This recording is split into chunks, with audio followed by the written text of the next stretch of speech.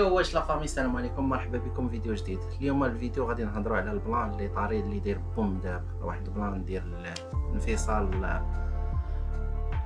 مستر كبيده، مستر عمر مول الدورسو مع رجاء الزوجه ديالو.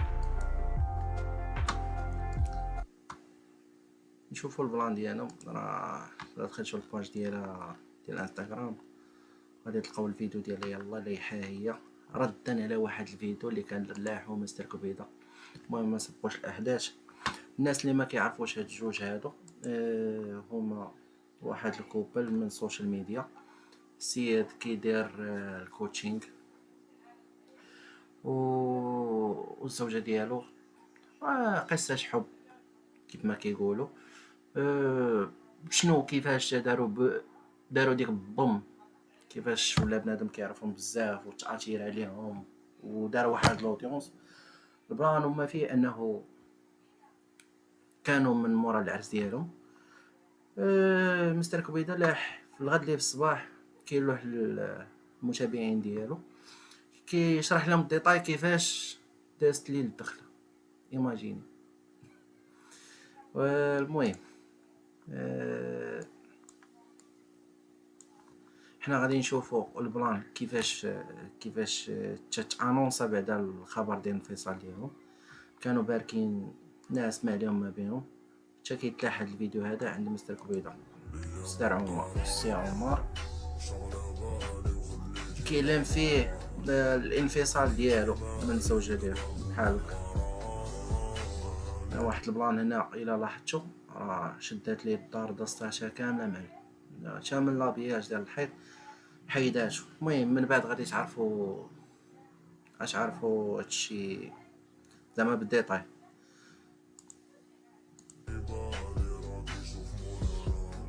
الدار كيف ما كانت قبل.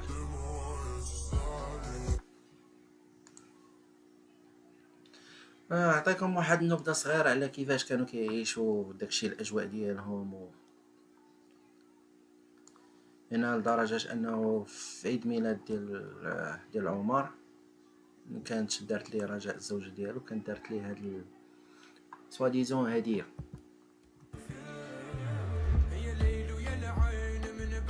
حتى داكشي ديال تواركا معلم ولاو الدريات كيديروا الدراري شيبه مغمضه عليه العوينات العيبات.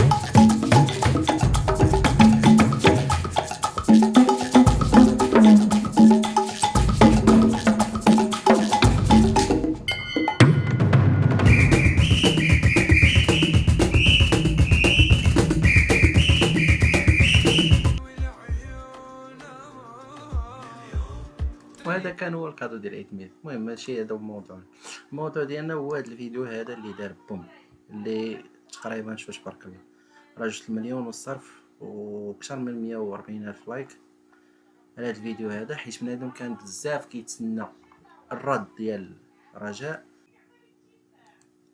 الفيديو تبارك الله ضارب 2 مليون والصرف. انت راه ضارب كثر من 140 كا ديال لي جيم وضارب 2 مليون والصرف ديال لي فيوز. يعني بنادم راه كان كيتسنى امتى غادي يتلاح هذا الفيديو. نشوفوا هذا الفيديو هذا ونشوفوا شنو قالت فيه راجل. خير، نتمنى كاملين تكونوا مزيانين. جيت باش ناكد لكم الاشاعات اللي خارجين دابا بالسوشيال ميديا كل واحد وشنو كيقول، ولكن جيت باش نقول لكم باللي قرار الانفصال صحيح وحنا دابا واقفين على الاطلاق. ما كتبش لنا ربي نكملوا مع بعضياتنا. بزاف ديال الناس كيقولوا فيلم، بزاف الناس كيقولوا بوز، راه ما كاينش هادشي. انا ما عمرني درت البوز اطلاقي. واحد الحاجه ما بقيتش كنتيق صراحه. انا بنادم بنادم كيبقى مدفك بزاف في هادشي هذا، ولكن انا صراحه والله ما بقيت كنشاف في هادشي هذا. راه في اي لحظه عاوتاني رجعوا. شوف واحد البلان، ما طونك داك الزواج ولا كيدوز بالسوشيال ميديا، وملي كتخرج مرتك اولا ملي انتي كانفلونسوز كتخرجي راجلك، ما صافي كيولي داكشي بحال طرف الخبز. طرف الخبز شنو هو؟ راه هو داكشي باش غادي نجيبو لانتراكسيون قدامي بلي زانتراكسيون، شحال ديال الفيوز وشحال ديال البنادم غادي يجي عندك يدير عندك اشاره وكذا. طاح لك التفاعل، راه كتبغي دير باي حاجه كتبغي دير التفاعل. ما راه واحد الفيلم لا كنتو شفتو في رمضان، راه داروا شي عامين دابا ولا 3 سنين دابا، كيعاود لك ايفيكتيفمون بحال كي مليين مع الغيال هذاك البلان اللي كاين دابا في السوشيال ميديا بين الازواج. عمرني درت البوز مشاكل الزوجيه والناس كلهم عارفين كيفاش دايره انايا. الاتات اللي خديتها البنات راه ديالي انا اللي فرشت الدار، وملي ما كتبش ربي فاكيد غادي ناخذ الحاجه اللي هي ديالي. وربي يشهد عليا انه ما خديت حتى شي حاجه ديالو، خديت داكشي ديالي وبالرضا ديالو وبالموافقه ديالو، كان هو كاين في الدار. بنات الدراري واحد البلان، واحد النصيحه ديروها، عمركم تخليو الدريات يفرشوا لكم الدار، ديما داكشي النص بالنص، باش الا مشات دارت لك شي حاجه تخلي لك غير شي سدار باش تكا عليه ولا شي حاجه. المهم اللهم لا شماتة. كملوا الفيديو. ها هي الدار اللي كريت. بالنسبه للناس اللي كانوا يقولوا هذاك الشيء صورناه قبل ما نديروا الاتات وهذا الشيء كله بوز، ها هو البرداج البنات اللي درتو كله. حتى البرداج حيداتو لي وجابتو انت، انا ما خلات لي والو الصبح. تحيد حتى انا باش غادي نعاود نركبو في الدار جديده. شوف كتشوفوا الاتات كله خديته، مازال كلشي غادي يتعاود، مازال كلشي غادي يترتب. شوفوا الاتات راه كيف ما هنايا، هو الموبل دريسين كلشي كاين هنايا. حتى شي وحده ما تبغي تفرتك الشمل ديالها، حتى شي وحده ما تبغي تفرتك العش ديالها. قدات لي كلشي يا معلمه.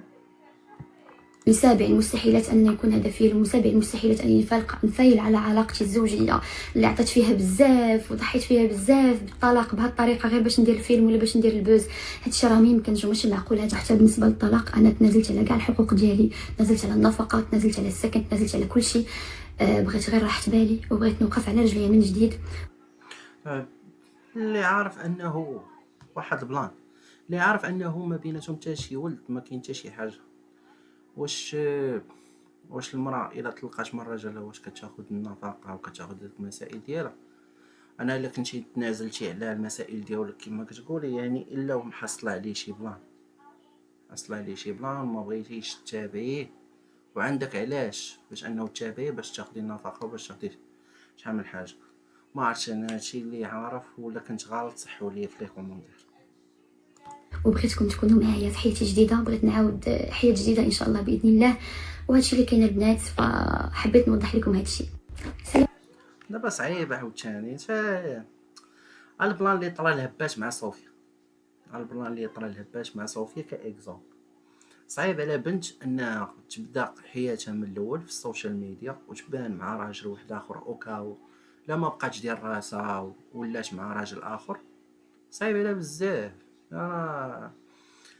البلان ديال سويسرا اللي خرجوا مؤخرا ديال السيده معاك بقاو كيدروا لها في العراض ديالها والمسائل ديالها، هي باش خرجت هذاك البلان ديال سويسرا غتصيفط من سويسرا. وبورطون عاوتاني واحد البلان هباش مني بان مع واحد ختنا في تايلاند، بنادم يعجبو الحال. يعني هنا فين كتبان لك هذاك المجتمع عندنا كيفاش داير وكيفاش امباكتي المراه في هذا البلان ديال الزواج، اولا ملي كتكون مصاحبه اولا مرتبطه بشي واحد. السلام عليكم، كي دايرين؟ لاباس عليكم بخير؟ نتمنى كاملين تكونوا مزيانين. جيت باش ناكد لكم الاشاعات اللي واقيلا تعاود الفيديو. المهم نشوفوا البلان من ستوريات، هاد ستوريات فيهم كلشي. هنا راه كتعاودات كلشي، بلاتي نعاودو من الاول. هنا ملي كنبدا البلان. السلام عليكم ورحمه الله، جمعه مباركه. كي داير؟ خلينا نقولك سمعنا هاد اللقطه دوزو الاخر. ما كنتسالي عليا حتى شي حاجه من هذا الشيء، ولكن تحطيت في موقف انني خاصني ناخذ القرار. تحطيت في موقف انني خاصني ناخذ القرار، حيت الطلاق هو كان القرار المناسب لنا بزوج. كان خاصني ناخذ هذا القرار وتاكدوا البنات كلكم اللي كتقولوا لي يا رجاء رجعوا كنتوا احسن كوبل رجعوا نعملوا الشيطان. اقسم لكم بالله البنات لو كان شفت ولو 1% ديال الضوء ولا ديال الامل ديال الرجوع كنت رجعت. صدقوا البنات اقسم لكم يمينا عظيما في يوم الجمعه انه درت مجهودات كبيره في هذه العلاقه، عطيت تضحيات كبيره في هذه العلاقه، ودرت اللي بيدي وكثر من جهدي وكثر من طاقتي باش ننجح هذا الزواج وباش نمشي في هذه العلاقه وباش ما نفرتكش على الشيء، حيت حتى شي وحده ما تبغي تفرتك على الشها. سورتو اننا بدينا درجه بدرجه، بدينا بزوج وبزاف ديال الحوايج خلف الستار نتوما ما عارفينهمش، ولكن صدقوني انه ما لقيت حتى شي امل وحتى شي وسيله للرجوع. صافي كيف ما نقولوا ما لقيت، ما صافي كان خاصني ناخذ هذا القرار. وتاكدوا انه هذا القرار ما كانش سهل عليا وكان صعيب عليا ولحد الان عقلي ما متقبلش. شوفوا دابا الاساس باقي مورايا، مازال ما درت حتى شي حاجه. جبت الاساس ديالي كريت دار تكرفست وانا حيدت داكشي وانا نقلب على الكراره. واش ما كاينش شي وحده البنات غادي تمشي دير هاد الخطوه الا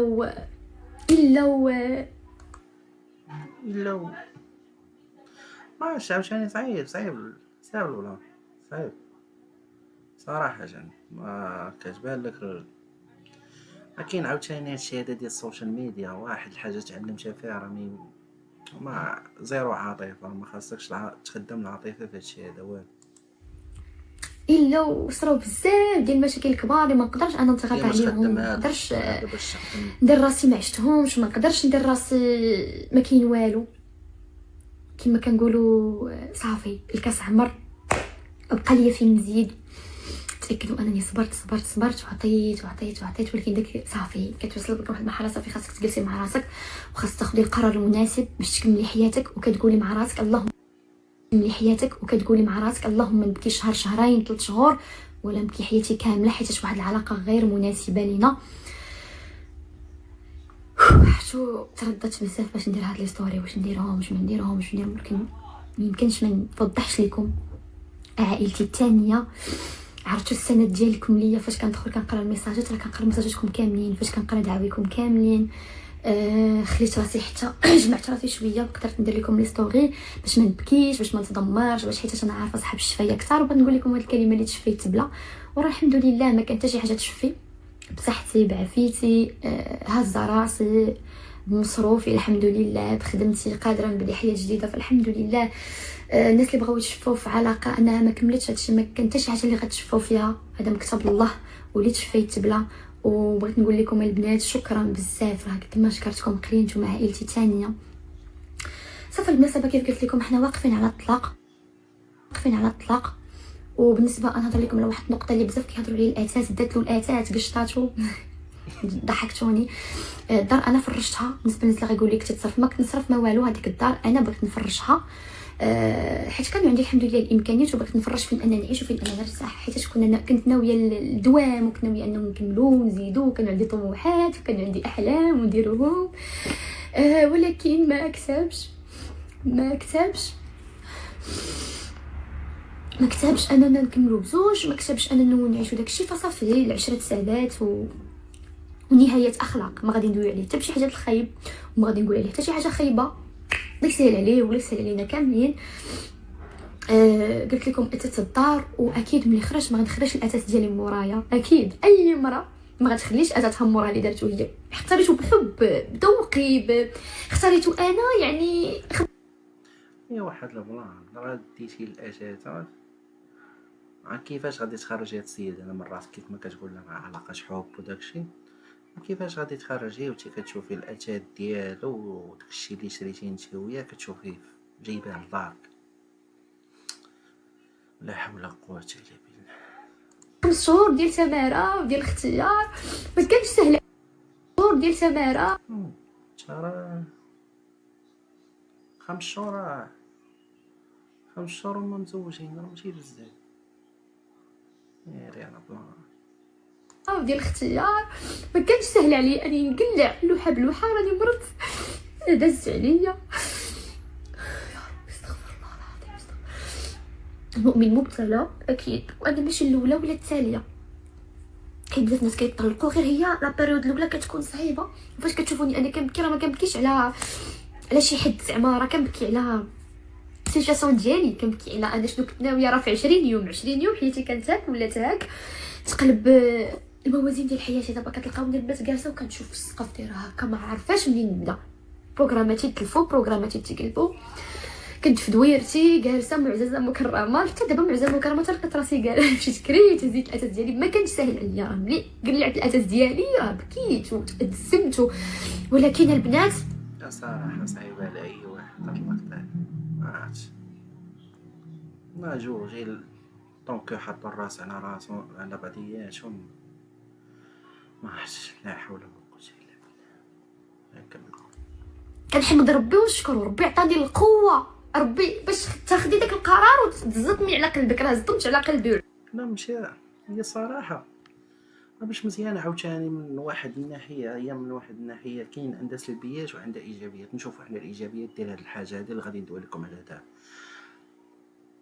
كاختي كمرتي كأيتها وحدة، ما عمرك ما تكونيش تحت من الراجل. ديما ديك اللعيبة ديال ديري علاش، فهمتي، ديري علاش، وما عمرك ما تكوني ديما معولة عليه هو، باش ما تبقايش حتى لا كانت هذيك الغولاسيون توكسيك ما تضركش بزاف، ما تلقاي كيفاش تحبسي. ما تقوليش لا غنصبر على واحد الحاجه، لا غادي نوقف على واحد الحاجه. انا فهمتي، وهذا الشيء هذا هو اللي شجع هاد الاخت هذه باش انها تكيتي هذيك لا غولاسيون، حيت كون كانت انديبوندونت براسها وقاده براسها وخدمتها والسوشيال ميديا تا وكتدخل منه فلوس، راه ما كانتش غتاخذ هاد الخطوه هذه وانها غادي تخلي راجل.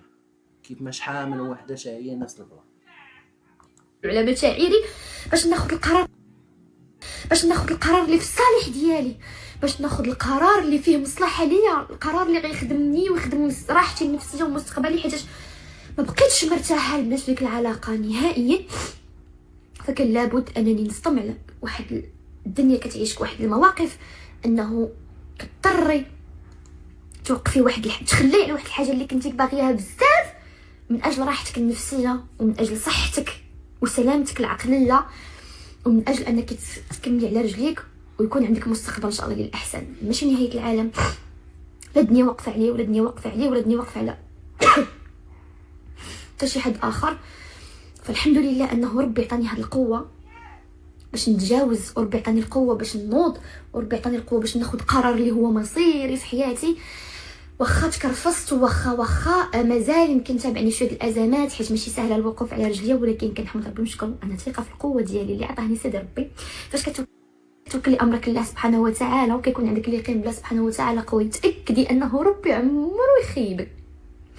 وفاش كتكون نيتك مزيانه وفاش كتكوني نيتك صافيه، الحمد لله الحمد لله علاش قدرت ناخذ هذا القرار وقدرت نخرج من العلاقه، حيتاش صرفت في داك السيد غير الخير ودرت معاه خيزتينا ونيتي كانت صافيه بزاف، وعطيت وضحيت والحمد لله ما غدرت ما خنت ما درت حتى شي حاجه خايبه. فخارجه انا مرتاحه، كنحمد ربي ونشكرو انه خارجه بضمير مرتاح. اهم حاجه في العلاقه انك تخرجي بضميرك مرتاح، ما تخرجيش ظالمه. الله يجعلك ما تخرجي مظلومه ما تخرجيش ظالمه باش تقدري تكملي حياتك. الحمد لله وصلت لواحد المرحله ديال الوعي، واحد المرحله ديال النضج اللي بزاف ديال الحوايج بدلوا فيا. مرحله النضج ديال انني نخرج من واحد العلاقه وصافي عارفه انه ان شاء الله كيستني الخير، ربي غيعوضني وربي غيعوض جميع المسلمين والمسلمات. بغيت غير نقول لكم ما تحطموش، واخا انا اللي ما تحطموش، واخا انا اللي محتاجه دابا الدعم، ولكن واخا هكاك غنعطيكم الدعم. ما تحطموش وكونوا قويات، حيت انا عارفه انه بزاف ديال النساء دابا في بلاصتي، وبزاف ديال النساء كيمروا من حالات الطلاق، وبزاف ديال النساء ربي ما عطاهمش القوه باش يقدروا ياخذوا هذا القرار. فبغيت نقول لكم رحمه ربي واسعه، واي وحده تظلمات وتعذبات في حياتها ربي غادي يعوضها من الاحسن. الا كنتي نتيما ظالمه وكانت نيتك زينه ربي عمرو يخيبك الا كانت نيتك زينه، ثقي بيا. وبغيت غير نقول لكم راه اقسم لكم بالله الا زعما البنات كيقولوا لنا على الشيطان حيت فريمون نتوما ما عارفين والو. راجل كنا كنشوفكم كوبل تيقول لي انه السوشيال ميديا بزاف ديال الحوايج ما كنقدروش نبينهم فيها، وبزاف ديال الحوايج فيك، وبزاف ديال الحوايج غير مظاهر. يعني اكيد ما غاديش تشوفوا الندبات اللي بيناتنا وما تشوفوا المشاكل اللي بيناتنا، حيت ما غنقدروش نخرجوهم، ما غنقدروش نعلنوا عليهم. هذا الحال جميع لي كوبل في السوشيال ميديا، كيف ما نتوما بزاف المشاكل كتكون بيناتهم كتخرجوا برا ما كتبينوش. فكذلك ومثال كنا كنعيشوا الحلوه والمره، وكنا كنبارطاج معكم غير الحلوه، المره ما كناش كنبارطاجوها معكم. فبغيتكم غير تعرفوا انه اقسم بالله البنات الا درت المستحيل لو ديت العلاقه ديالي، انا ماشي من النوع اللي غلط واحد برا ولا ما نصبر. لا والله العظيم البنات الا صبرت وحاربت وتقاتلت على العلاقه ديالي وربي ما جابش تيسير. صحابات كتعطي النصائح، كنعطي النصائح والحمد لله درت بيهم، خرجت بشاني ومرشاني وخرجت معززه مكرمه واختاريت الحياه اللي كتناسبني وخرجت من واحد الحياه اللي ما كانتش مناسباني وما فيهاش لي كونديسيون اللي انا بغيت وما ما فيهاش داكشي اللي انا كنت كنطمح. فقررت انني نخرج منها باش نكسب. جبدو داك البلان ديال المهم خليو هادي خدام، ونجبدو داك البلان ديال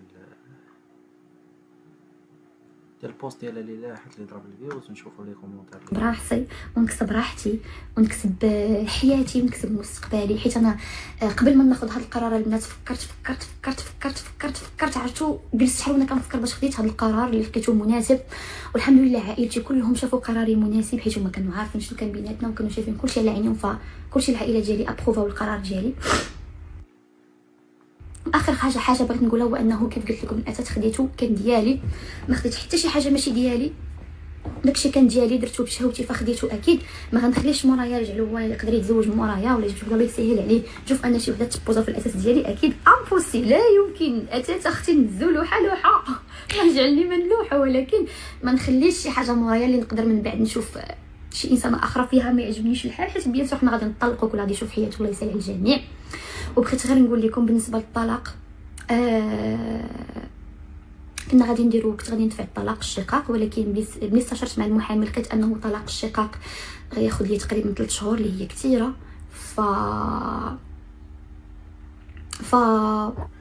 قررت انني نطلقوا اتفاقيا. وبغيت نقول لكم انه تنازلت على جميع الحقوق ديالي، ما باغيه من داك السيد لا مال لا والو، الله يسهل عليه. تنازلت على النفقه ديالي، تنازلت على السكن، تنازلت على كل شيء، وبغيت حتى شي حاجه. النفقه ديالي تنازلت على السكن، تنازلت على كل شيء، وبغيت حتى شي حاجه. خديت حاجه وحده اللي هي الاساس اللي هو درتو انا ديالي، والطوموبيله كيقولوا راه ديالي، يعني ما خديت حتى شي حاجه من عنده، ما محتاجش الحمد لله، مقتدره، ربي ميسر عليا اموري. بغيت غير راحه البال وبغا غير نرجع نعيش حياتي ونوقف على رجليا. وبيان سور نتوما معايا وغتكونوا معايا كيف ما كنتو معايا في زواجي، كنتو معايا قبل ما نتزوج، كنتو حضرتوا معايا لطلاقي، غتحضروا معايا حتى كيفاش غنوض على رجليا مورا طلاقي. حتى راه حضرنا معاك، حتى اللي دخلت هي حضرنا معاكم، لا ما خليتو حتى شي حاجه ما بارطاجيتوها معاك. وكيفاش غنعاود حياه جديده وغادي تكونوا نتوما داعمين ليا، انا عارفه. بغيت نقول لكم الله يكبر بكم، راه كنبكي بدموع الدعم ديالكم كاني كندخل كنلقى البنات هاجمين عليا، غير ورينا، غير نشوفوك، غير نطمنوا عليك.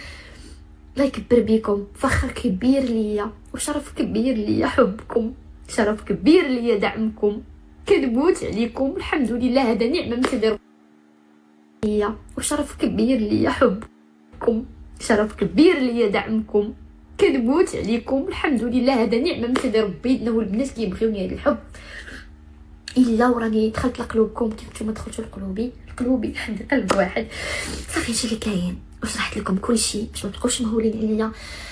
وارتحيت، كان خاصني نخوي لكم ونقول لكم باش تعرفوا نتوما شنو كاين. انا راني بخير الحمد لله، اختي راها معايا، عرفت بيت الاخر مسكينه كتهمني في الاتات، عائلتي راضين عليا، بابا راضي عليا، والحمد لله. الحمد لله. نتمنى نكون عند حسن ظنكم، نتمنى فريمون نكون القدوه الحسنه اللي كتقتديو بها ديما كنقول شي القدوه ديالنا. شرف ليا وفخر ليا. وصافي دابا انا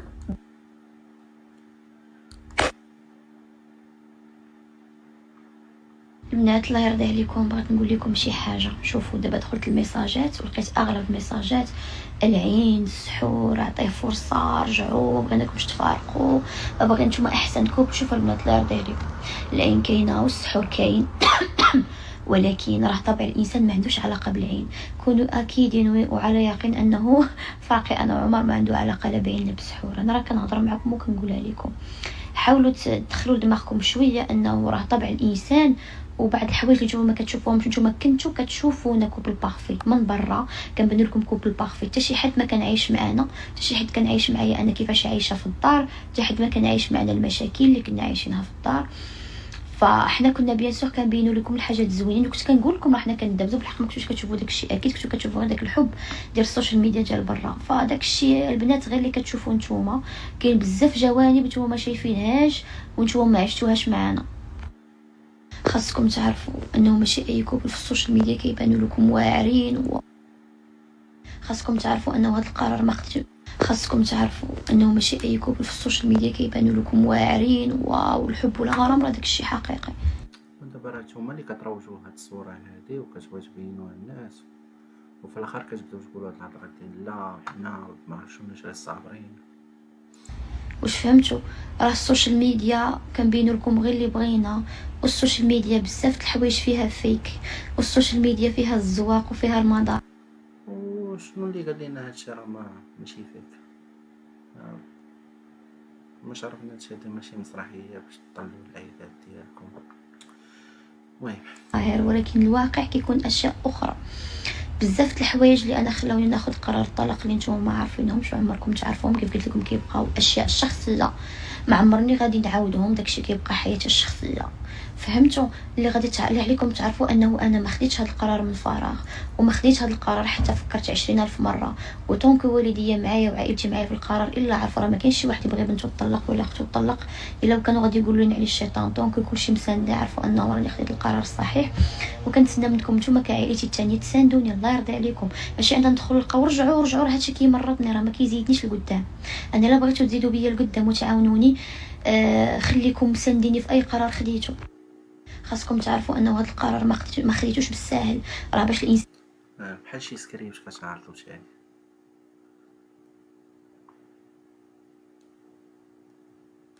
عافاكم ما بغيتش نزيد